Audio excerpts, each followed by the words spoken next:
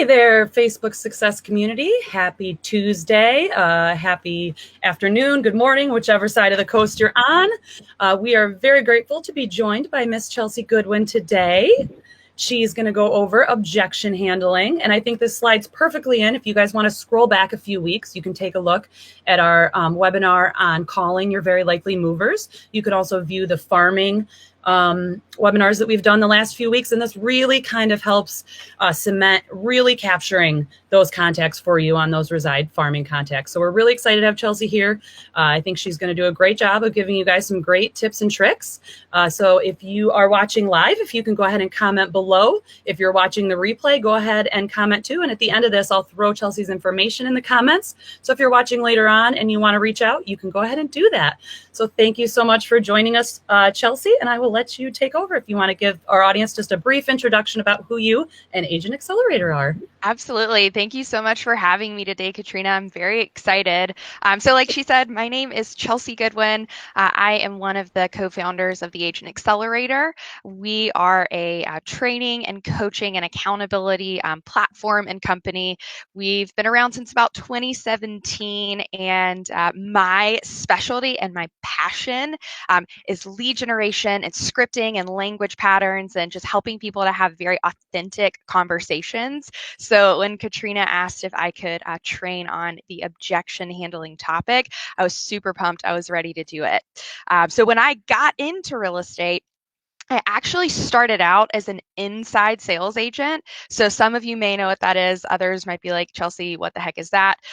So an inside sales agent is someone who does nothing but prospecting and cold calling and lead gen like all day, every day. So I cut my teeth with making like hundreds of dials a day, contacting cold leads. And so this objection handler pattern was something that I used all the time. So I'm super excited to go through that pattern with you and answer any questions that you have about specific objections or just anything sort of lead gen or scripting based. If you have a question sort of in that arena, I'm your girl. Feel free to ask me. Katrina, you want me to go ahead and get started and just dive into the topic?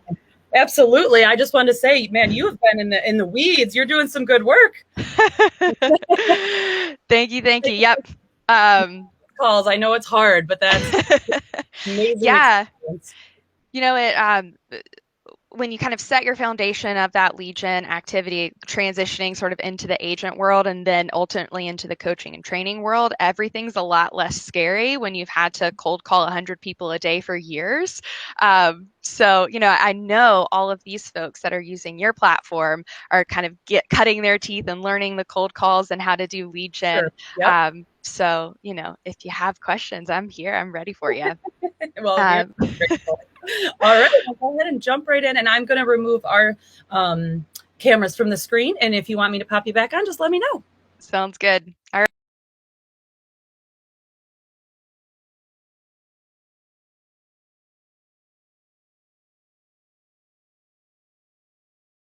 Thinking, well, why should I even use your 5-step process? Because I'm sure you've seen tons of options out there where you can buy, you know, script books filled with hundreds of individual objection handlers for the hundreds of possible objections that you could get. But I don't know if your conversations are like mine, but it is rare that my conversations ever follow a script exactly. And it's going to be pretty hard to convince me to memorize hundreds and hundreds of different handlers. So instead, I found that I really thrive when I can have authentic conversations with my leads. And instead of following a script, use a pattern of speaking to handle those objections instead of going into that sort of argumentative rebuttal that so many people in sales are sort of used to using when they get an objection. So when you're talking to a lead, it is essential that you take time building trust and building rapport. And that rapport is essentially what is building the like and trust between you and the lead. So in using this 5-step process, instead of one of those kind of one-liner, two-liner rebuttals, you're going to keep that rapport that you've worked so hard to build. Instead of sort of going into that argumentative mode. So let's just go right in and talk a little bit about what an objection actually is. So, a lot of times people get really panicked, really nervous when they get an objection, when they're thinking about even practicing objections or handling objections. But let's just get one thing really, really clear. An objection is not due to lack of trust. Like, on the contrary, an objection should make you so excited because it is an invitation to solve a problem. And so that means you're a lot closer to a yes than you may realize. So, right here on the screen, it says, what is an objection? An objection is one of two things. All right. So, in simple terms, it's a lack of either motivation or a lack of education. So let's take a quick second. Let's break that down a little farther. So, motivation is the reason or reasons that someone has for acting or behaving in a particular way. It's the general desire or willingness of someone to do something. So, one of the sort of foundational principles when you're talking about lead generation is finding out someone's motivation to move, right? And so, we can't really impact or change or give motivation to someone. So, just sort of let that sit, let that marinate. And then, so if the root of your objection actually goes back and you find out it's lack of motivation, you're probably not going to be able to solve that objection. However, most objections are due to lack of education. It's lack of education about the market, about the real estate process, or even about your value as an agent. And so those are the kinds of objections that we can solve. So the first thing that I want you to do is when you're thinking about objections, I want you to sort of start parsing out, is this objection lack of motivation or is it lack of education? And sometimes you may not know the answer to that question until you start getting into the conversation and handling it. But we have two very different sides, and the ones that we can solve, lack of education, because we can educate our prospects. We cannot solve objections due to lack of motivation because we cannot motivate someone to buy or sell. All right, so let's just dive into the 5 steps. And I'm going to use a specific objection to sort of guide our way through this. We can definitely role play a couple of objections at the end if we want, but I'm just going to use one example to sort of streamline as we go through the 5 steps. And just go ahead, start taking notes. Step number 1, when you're handling an objection, is to welcome it or thank them for it. So this is called a pattern interrupt. I don't know if anyone has heard of a pattern interrupt before, but a pattern interrupt is an extremely effective technique in sales that can change behaviors, assumptions, opinions, and decisions in an instant. It pushes a lead not to rely on their normal go-to responses. So this pattern interrupt, it allows you to engage more effectively and it creates more meaningful interactions. And all of this is connected to someone's neuro-linguistic programming. So an example of a pattern interrupt. When you walk into a store and the sales associate comes up and they say, is there anything I can help you find? And you say, no, I'm just looking. That's a typical pattern. It's a pattern of speech or outcome that our brain begins to expect. So what we have to do is we have to break that pattern, right? So in the example of when you walk into a store, a couple of things could break that pattern, right? One, you could break the pattern of the sales associate. The sales associate says, hey, is there anything I can help you find? Their pattern is they're expecting you to say, no, I'm just looking. So you could break that pattern by actually telling them what you're looking for. Or the sales associate could break your pattern. You walk in, they say, hey, what are you looking for? You say, oh, nothing, I'm just looking. And then they follow up with another question to re-engage you, right? Both of those things break the pattern. And in the pattern, oh, sorry, I thought I heard Katrina say something.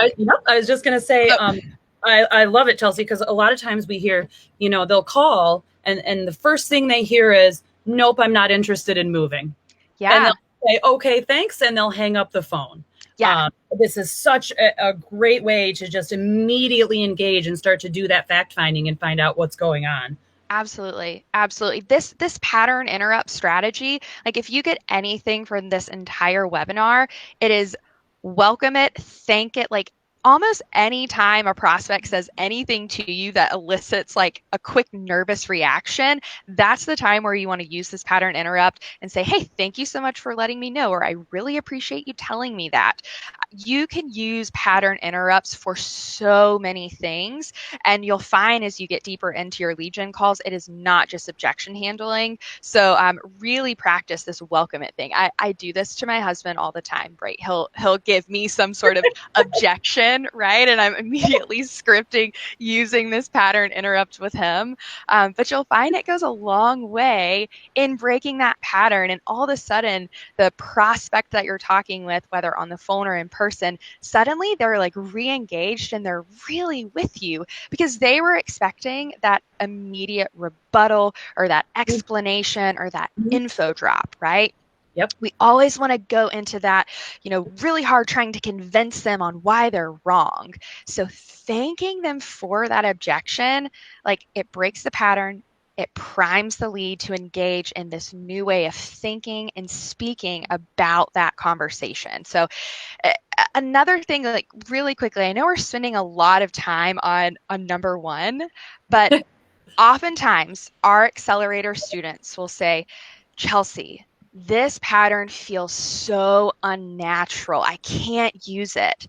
The reason that it feels unnatural is because you're using a pattern interrupt. You are interrupting the pattern in your brain, so of course it's going to feel unnatural. Once you do this 100 times, it's going to feel natural. But if it feels unnatural when you start, it means you're doing the right thing. Okay. That's a great tip. Yep. Like that's exactly why it works. So let's go ahead and start with our first example. So the example we're going to use throughout the 5 steps is we get an objection from a potential buyer client. And their objection is that I do not want to get a pre-approval letter before I find the home that I want to buy. That is an objection that oftentimes my clients get. I've had it many times, so that's the one we're going to use for this. So, did we get any questions on step 1 before we move on to step 2? Nope, not yet. All right, perfect. So let's move on to step 2. All right, so the next step is we want to rephrase their objection using their own words and phrases. So the reason that we want to use their own words is, again, that helps to further build trust and rapport. Using their own words is a part of the mirror and matching concept, right? So if someone says, "I don't want to pay commission," I'm going to use the word commission instead of fee. If I'm, talking with someone and they mention they want a bigger home for their kids, I'm going to mirror and match the word kids instead of children. It's a very subtle sort of ninja level hack. But it's going to, again, help you with that rapport building, which is really, really important when you're doing something like handling an objection. As much rapport as you can keep building, the better. Yep. So in our example, the lead said, "I do not want to get a pre-approval until I find the house that I want to buy," right? So we already know this objection is most likely in the lack of education area, right? They have a lack of education on the current buying process. So far, we've thanked them for the objection, and now we rephrase. So here's what that would sound like. "Hey, I really appreciate you being upfront with me about that. And just to make sure I understand correctly, you do want to buy a house and you want to go and see 3 homes with me tomorrow, but you just want to wait and get a pre-approval after you find the house that you want to buy. Is that correct?" And then they'll affirm that you've understood them correctly, right? So you see what I did there? Thanked them. I rephrased it using their own words, and then I just wanted to make sure that I understood them correctly. So step 2, pretty simple. Important thing is don't leave out step 1. So many people go straight into that rephrase on step 2 without the welcoming. And if you don't do the pattern interrupt, it's not quite as effective. we've talked a lot about this mirroring and matching. I get a lot of comments about the mirroring and matching from our original webinar about calling the very likely movers that we have. Yep. So we're very familiar with this, and I love this because this is taking this to the next level. Yeah. And we've found a lot of success using that mirroring and matching. So I think this will really help them continue to have even more success. Yeah. Yeah, I'm sure anyone that's been on a lot of these calls, like there's a pattern, like all of these concepts build on each other, right? So anyone who's on this call and you haven't watched the one she just talked about where they're talking about mirror and matching, go watch that because that's going to help you with this concept. Everything just builds off of each other. Yep. Awesome. All right, let's move on to step 3. So step 3 is digging 3 deep. So Katrina, have y'all ever done any training on like using open-ended questions to dig deep into motivation or anything like that? We've briefly discussed them again with that last webinar about calling, but we have not dug very deep into it at all, to be honest with you. So this is exciting. Okay, cool. So we have extensive training on digging 3 deep, but I'm just going to give y'all sort of the high level overview, right? We want to use good open-ended questions. I've listed a few of those here. You know, what's important to you about XYZ? How will X impact you? You know, tell me more about X. But using, again, their words and phrases to ask questions, digging questions to really get to the root of an objection, because the original objection that you've been given, that is typically not the real objection. It's part of it, right? It's definitely a part of the objection, but we have to dig deep and ask questions to really get an understanding of what's going on, because you might get the same objection 5 times a day. But if you dig 3 deep and you ask questions about it, what you're going to find is the root of that objection, which is the true objection, is probably different for all of the 5 people that you've talked to. So that's why that we want to dig deep. We want to ask those questions because we have to continue to get an understanding of each of our leads' very specific needs and concerns in order to be able to overcome it and actually solve their problem. Because remember, this objection is just an invitation to solve a problem. And we don't yet know what that problem is. In this case, we think that the problem is they don't want to get a pre-approval until they find the house that they want to buy. But there's something else under that, and that's what we're about to talk about. All right. So let's walk through this together, right? We're going to just role play a possible scenario of why someone could give this objection. So the scenario I'm going to give to sort of role play this digging 3 deep, like I said, it's going to be different for every single time you get this objection. This is just an example for learning. So far we've thanked them for giving the objection. We've rephrased, right? Just to make sure I understand correctly. You do want to buy a house and go and see 3 homes with me tomorrow, but you want to wait and get a pre-approval until after you find the house that you want to buy. Is that correct? Yes, they've affirmed. So now we're going to start with our first open-ended question. So what is important to you about waiting to get your pre-approval until you find the house that you want to buy? Just coming from curiosity. We know in our hearts why that is not a smart and effective move, but we can't tell them that yet. We just have to ask a question to start engaging them and get an understanding of where they're coming from. So in this scenario, this person said, well, this is what I did when I bought the home I'm living in 20 years ago. So I don't see why I need to do something different. All right, so each time we ask a question, we're going to get an answer, and then we need to reaffirm that answer, okay? So that pattern interrupt at the beginning, the thanks for letting me know, we're going to do that every single time we get an answer from them, right? So they just answered our first question. We're going to say, hey, thank you so much for sharing that. And then we're going to follow it up with another question using their answer to formulate the next question to dig deep, okay?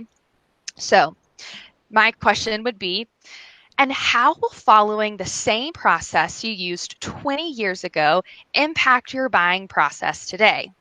So they might say something like, well, it's the process I'm familiar with, and it'll give me a little bit of time to figure out where I want to get my approval from while I shop for houses. Okay, again, we're going to affirm them. Hey, that's totally understandable. Right. And we already know, they do not have a correct understanding of the pre-approval process, of the loan process, but we're still going to ask questions and let them talk. So don't info drop yet about the pre-approval process. Just keep asking questions. Okay. So in this case, I said, that's understandable. And tell me a little bit more about your desire to figure out where you want to get your approval from while you're shopping for houses. Their answer, well, at the end of the day, I want to get the best possible rate, and locking into a pre-approval today doesn't give me the flexibility to shopping around. All right, so it's super clear. They have a lack of education around the lending process in 2021. I don't know how it worked 20 years ago. I was 11 years old 20 years ago, but in 2021, it doesn't work that way. So we know it's going to be easy to educate them, but we're just affirming, we're asking questions, we're giving them the ability to express what's behind the objection before we move on to step 4. Any questions about that digging 3 deep process before we go to step 4? Nope, I don't have any questions. I did have, previous to this, I asked for some questions, and I don't know if you would have a good rephrase for if they're told that they are working with a different agent, if Okay. you'd have a recommendation for that. Yeah. Okay. I'm writing that down. Let's tackle that when we get to the end of the 5 steps, because I definitely have a couple of pointers around that question. Sure. Does that work? Yep, absolutely. All right, perfect. I've written it down. I will not forget about it. All right, let's go to step 4. All right, so now that we're at step 4, we've welcomed it, we've rephrased, we've dug 3 deep. Now it's time to summarize everything that they've told us, again, using their own words and phrases to make sure we have an understanding of the objection. And this also shows the prospect that we were actively listening, okay? So when you do this, you're going to use the original objection, and then you're going to move directly to the 3rd level version of that objection. So here's what that sounds like. Thank you again for sharing all of that with me. And to make sure I understand everything, you do want to buy a house and see some properties tomorrow, but you do not want to get your pre-approval until you find the right property. But ultimately, that's because you want to have the flexibility to get the best rate possible for your loan. Is that correct? If they say yes, we move right on to step 5. If they say no, we just need to ask what else, keep digging, keep asking questions, and keep going back and summarizing until you can confirm that they're understanding everything correctly. So essentially what I just did is I used my same rephrase from step 2 and then added in that 3rd level deep. And I use that by saying, but ultimately it's because, and I went to that 3rd level. You want to shop around to find the best rate possible. So you see how I sort of went surface level and then took it all the way to the bottom, to the root of the objection, to really show that I have an understanding of their need. Is that super clear? I know that's a tricky part. Some people have a tendency to want to summarize every single question that they asked, and you don't need to do that. I think it's pretty clear. I think the best would be, what's the best way is just practicing. Is that the best way to come to this? Because I feel like you're going to have to do a lot of practice, because this is outside of the normal way that we Yes. can use it. Yeah, absolutely. So when it comes to practicing, like one thing that I really like to do is I will just start a list of the objections that I most commonly get. And then I will sort of write down some of those scenarios and practice just like amongst myself with how I could possibly use this pattern based on previous conversations. But then another great thing to do is like find a script partner to help you role play this, because we don't want our practice time to be when we're actually on the phone or in a consult or out with a client, right? That's like, that's play time, that's game time. So we want to practice this before we're actually playing our game. And the best way to do that is role playing with other people who are familiar with this pattern. So Find someone that's also a Revaluate client that's willing to script. Also, anyone that is on this webinar today can join our private Facebook group. Just like click join, let me know in the comments that you're on the webinar today. We have a group where you can easily find script partners that are all taking our scripting training. So if you're looking for a partner that way, please join our group. We're happy to connect you. But yes, like practicing this like that is really what's going to help this sort of stick and solidify. And then of course just like write these 5 steps, tape it above your desk. I mean, when I first started and I was learning language patterns, like my entire wall was wallpapered with different scripts and language patterns because like I can't memorize everything that quickly. So of course, like you need to have a little cheat sheet or print it out and put it in a notebook. Obviously, if you're, in person with a client, you're going to have to rely on your memory. That's why we want to practice. But if you're just doing your lead generation calls, like there is nothing to say you can't have all of your scripts and language patterns right in front of you to help you out. Like there are definitely times still where I will go and reference a script or a language pattern if I anticipate needing it for something. Yep, and I have so many clients that tell us that they use the notes on their phones now, so that they can take those notes right along with them. I think that's also great advice. Yeah, absolutely. And if you're on this call and you're like, Chelsea, I don't have anyone that I can script with, like, well, at the end, she's going to put contact info. Please get in touch with me. I will find you a script partner. I have tons of people always looking for script partners. So if you need someone, like, I will make that happen for you because I'm super passionate about this pattern and how effective it is. So I want you to have someone to practice with. Oh, that's so awesome. Thank you. And our community is great. So reach out to Chelsea, guys, or reach out to each other. Let's all practice together. Yeah. All right. We ready to go on to step 5? Yeah, let's do it. Okay. All right. Let's do it. All right. So now it's time to close by solving their objection. So we use a conditional close for this, and it always starts the same.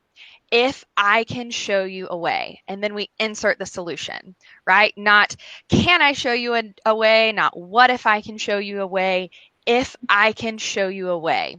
So with this particular objection, if I can show you a way that getting a pre-approval up front will not hold you back from being able to shop around for the best rates, would you be open to discussing that? Again, a simple close. I did not info dump on them yet. I just solved their solution, asked if they would be open to a discussion. And once they affirm and say, well, yeah, I would definitely be open to that, then I'll educate them on the process of why it's important to have your pre-approval before you can put an offer in on a property. And a lot of sellers actually require pre-approvals just to see a property.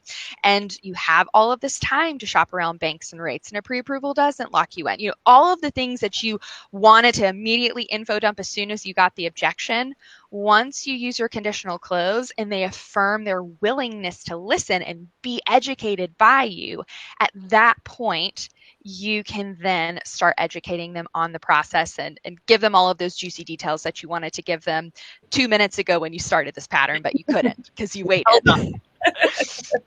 And then really quickly, like if for some reason you do your conditional close and they're like, well, no, I'm not open to talking about it. Like that's okay. Like you may get a no.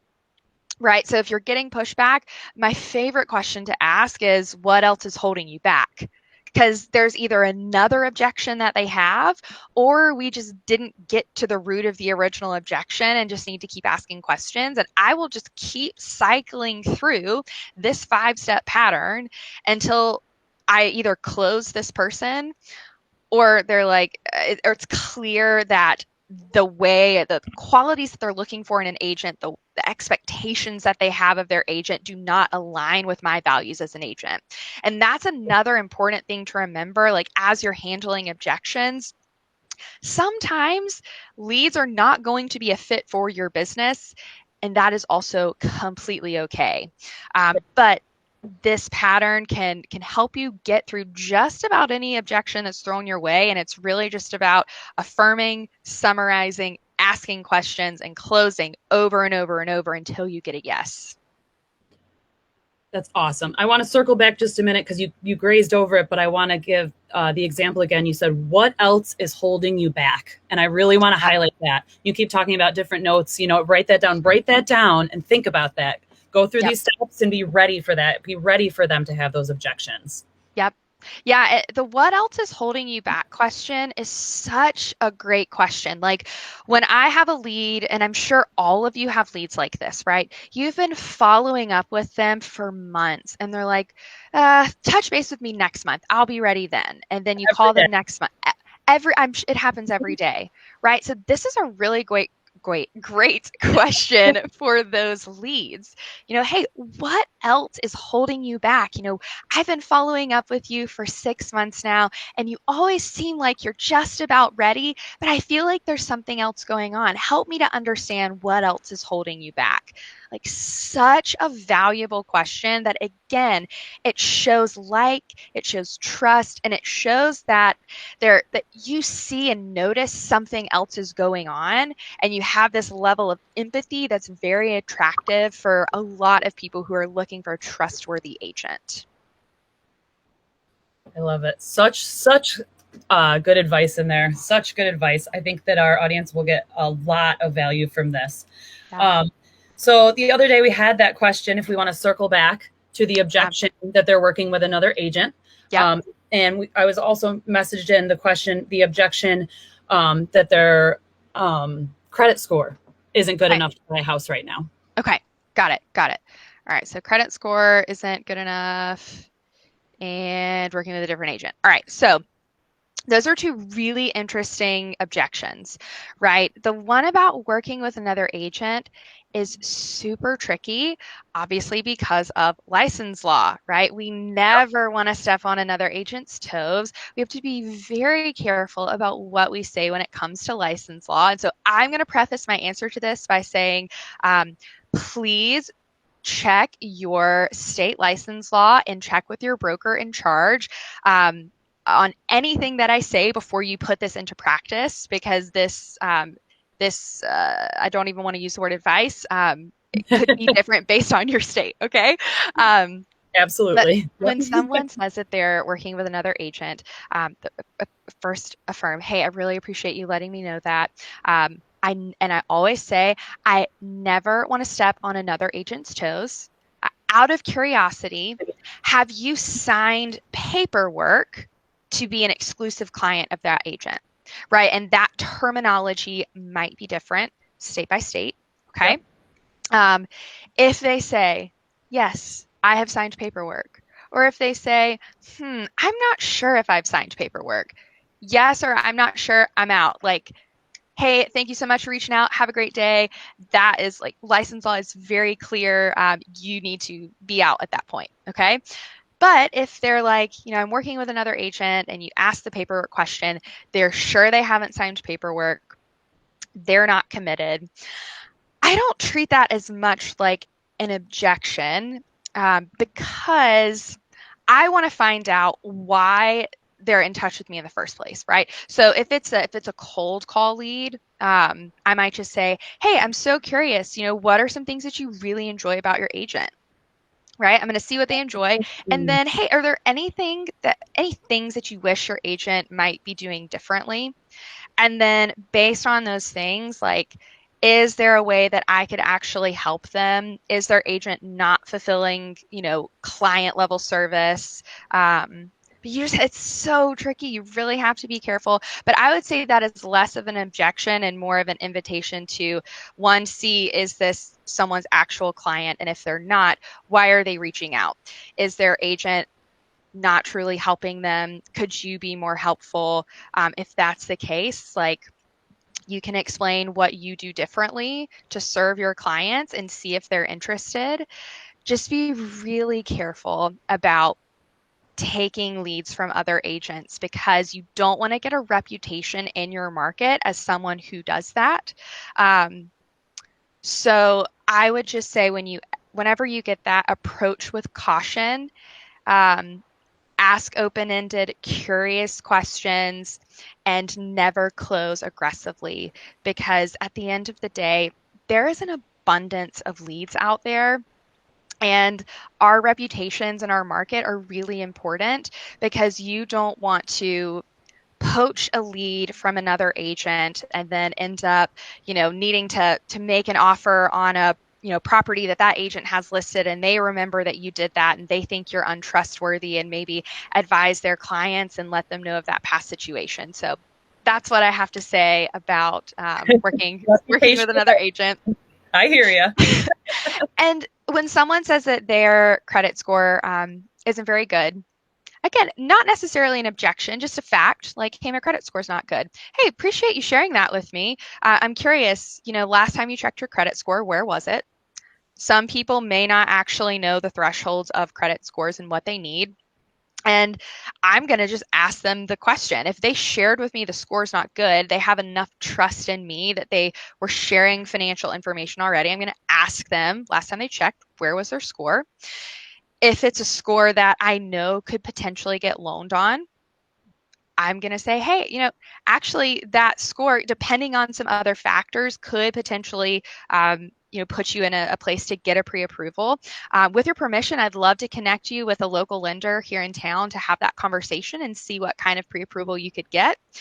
And if it's not, I always have a credit repair resource. So if you don't have someone in your network that does credit repair work, find that person and just say, hey, I have an awesome credit repair specialist that is in my network. He has helped so many people to put them in a position to be able to buy. I would love to connect you, and then stay in touch with this person, right? Because Yep.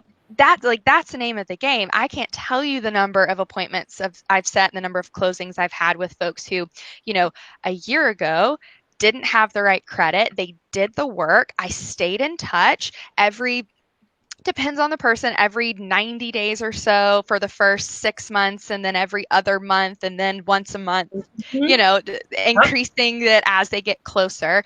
But then it's like you're their biggest cheerleader. You connected them with the resource and you followed up even when they weren't ready. So then you are the obvious choice for them to use when their credit is in a place where they can get a loan. So like Yep. follow up is the name of the game in this business. And that person along the way, they're probably going to refer you business because you have been so helpful. So don't write someone off because their score is low. Keep following up and they'll probably send you business.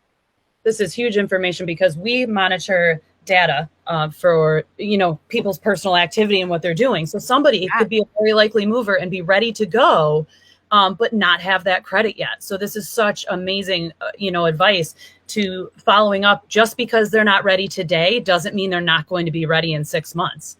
So sticking with the scripting, I guess, as we should say, and Yes. sticking with the process, you'll get there. It just might not be right now and today.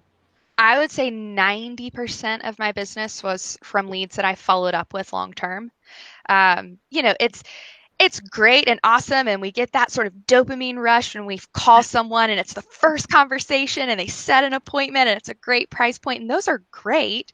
But the majority of your business is going to come from leads that you called them 5 times before they picked up their phone, and then when they finally picked up their phone, you followed up with them for 6 to 9 months before they were actually ready.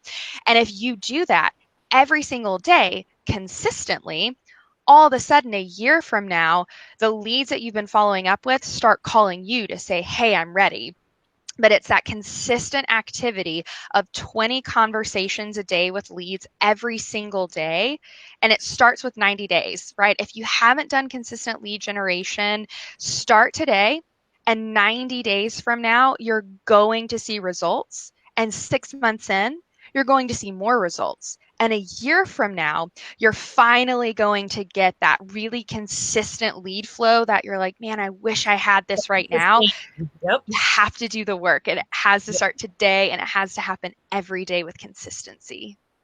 Self-sustaining. We just had that farming webinar with Ryan, our Yeah. VP, and he just did an amazing job of exactly explaining that. The end goal here is to be self-sustaining, but it does. It takes that 6 months to a year of putting in that work.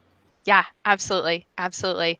I have a couple of just quick tips that have Yep. sort of like come to mind that I want to make sure I give people. So, reminder, objections should excite you. Don't let them concern you. It means that you're close to a yes, right? When a lead is too easy, that should be concerning. That should be a red flag. Like, this is an invitation to solve their problem and to get a yes from them. My next tip, always have a notepad with you to write on. Whether you're doing lead gen calls, whether you're in a consultation trying to get business, or whether you're out with a client, when we're talking about using words and phrases to build trust and rapport, my brain is not going to remember that. I'm always going to have a notepad to write on. And when you're in person with someone, that just shows, hey, this person is listening. They're taking me seriously, right? Like when you go out to dinner and you give someone your order and they don't write it down, like that makes me really nervous. I'm like, ooh, are you going to remember what I said? Like the same thing. If you're meeting with a professional, like I want to see you taking notes on what I'm saying. So always have a notepad with you. And then all day, every day. all day, every day. So many notepads. Yep. Avoid objection handling via text or email. Communication is 7% words, 38% tone, and 55% body language. So when you're handling an objection that is usually sensitive, emotional topic, we need to get voice to voice. So if you're having a text conversation or an email conversation and you get an objection, close for a phone call. Like, if at all possible, get voice to voice. And most people are going to be willing to do that. Usually, as soon as I get a text objection, I don't even ask, hey, can I call you? I just call them. Yep. And I'm like, hey, you said this in your text. I just wanted to sort of talk through that in a little more depth. Most people are going to be okay with it. And then my last piece of advice. Sorry, I have one more. This is really important. You can tell I'm super passionate about this topic. Don't confuse a question with an objection. So there's a big difference in why do I need to get a pre-approval before seeing homes? And I don't want to get my pre-approval until I find the home I want to buy. So the question could be something that turns into an objection, but if it's posed as a question, just simply answer the question.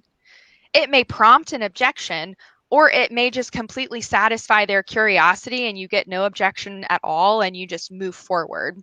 I see a lot of people sort of fall into, if they ever get a question that's tied to an objection they ever got at any point in their life, they immediately do a handler when it could have been much more efficient and quick to just answer the question and move on. Maybe this is a topic for another day, but that's an interesting, I feel like, to dive into how to avoid, the data dump, how to answer effectively those questions and keep the conversation moving. Yeah, we can for sure go into detail on another call about that. A lot of it has to do with your prospect's disc profile and being able to quickly identify where they fall on that disc and using your mirror and matching to know how much detail does this person and their personality actually need. And a lot of it is knowing your disc as well. If your disc, the kind of personality that tends to want a lot of details or just talk a lot, you may have a tendency to info dump. So knowing your disc and the other disc and how you communicate with other disc types is really important to know how to communicate and what you may need to work on in terms of your communication. That's also the tone we've been doing today, is that practice. So the more you do this, the more you practice, and being that self-aware and figuring out what you need in communication, you'll get there. It's just, I know we keep saying it, we're but you got to just do the work and practice. Yep. Yeah. So, I mean, that's, I know we sort of dove into Q&A a little bit already. Was there any other questions that popped up as we geeked out on objections? I don't have any other questions right here. But as I told you guys before, we're going to put Chelsea's information right down below. You can reach out to her. You can reach out to me with questions. And also, as a reminder, she said she'd be happy to hook anybody up if you want to have a scripting partner. That's a wonderful resource. Use that and practice.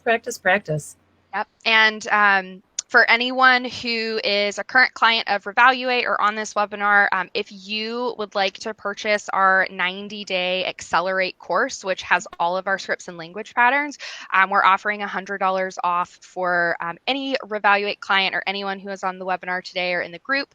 So all you need to do is just shoot me an email, and Katrina's going to put all of that info down, and I'll send you the coupon to get $100 off on our course. Awesome. I think a lot of people will be emailing you, so watch your email box later today. I'm happy. I love being a connector, so like anything you need, I know people that can help. We love it. Well, thank you so much, Chelsea. Yeah, absolutely. And I will let you know if anybody sends us any questions. And I hope everybody in our community has a wonderful rest of your week. And we will see you again next week for another AMA. Have a wonderful week, everybody. Bye. Bye.